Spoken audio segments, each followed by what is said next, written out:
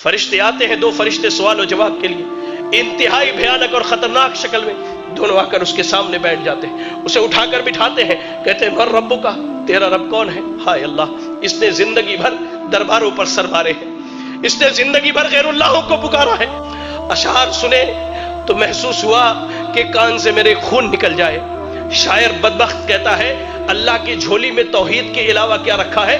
جو بھی مانگنا ہے محمد سے مانگ لو۔ انا للہ و انا الیہ راجعون۔ زندگی بھر اس نے غیروں کے در پر سر مارے، رب کے علاوہ غیروں کو پکارا، حاجت روا، مشکل کشا سب غیروں کو سمجھا۔ یہ کہتا ہاں لا ادری، مجھے نہیں معلوم میرا رب کون ہے، مجھے اس کا علم ہے ہی نہیں، میں کیا بتلاؤں میرا رب کون۔ کہا جاتا ہے ماں دینوں کا، تیرا دین کیا ہے؟ وہ کہتا ہے ہاں لا ادری، مجھے نہیں معلوم میرا دین کیا ہے۔ پھر کہا جاتا ہے اس شخص کے بارے میں کیا خیال ہے؟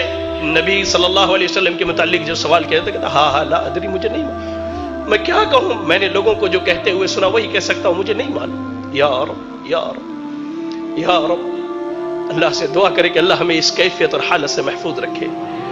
اللہ کی قسم، فرشتے اللہ کے نبی صلی اللہ علیہ وسلم کہتے ہیں سوال جواب ہونے کے بعد فرشتے جب وہاں سے چلے جاتے ہیں، قبر بندے کو دباتی ہے، یہاں تک کہ اس کی ادھر کی پسلیاں ادھر کی پسلیوں میں سے مل جایا کرتی ہے۔ اللہ، ایک نوجوان آتا ہے انتہائی برے شکل میں، انتہائی برے شکل میں، اور ٹھیک اس کے برعکس مومن کے پاس انتہائی خوبصورت شکل میں نوجوان آتا ہے۔ اس شخص کے پاس نوجوان برے شکل میں آ کے کہتا ہے کہ تجھے مبارک ہو وہ برائی جس کا تو حقدار ہے۔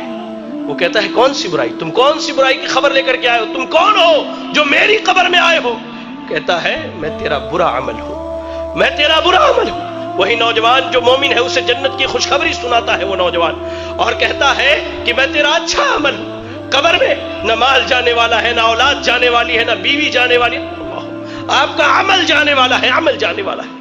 قبر کی پہلی رات کیسی گزرنی ہے اللہ کی قسم ہم میں سے کوئی نہیں جانتا ہے۔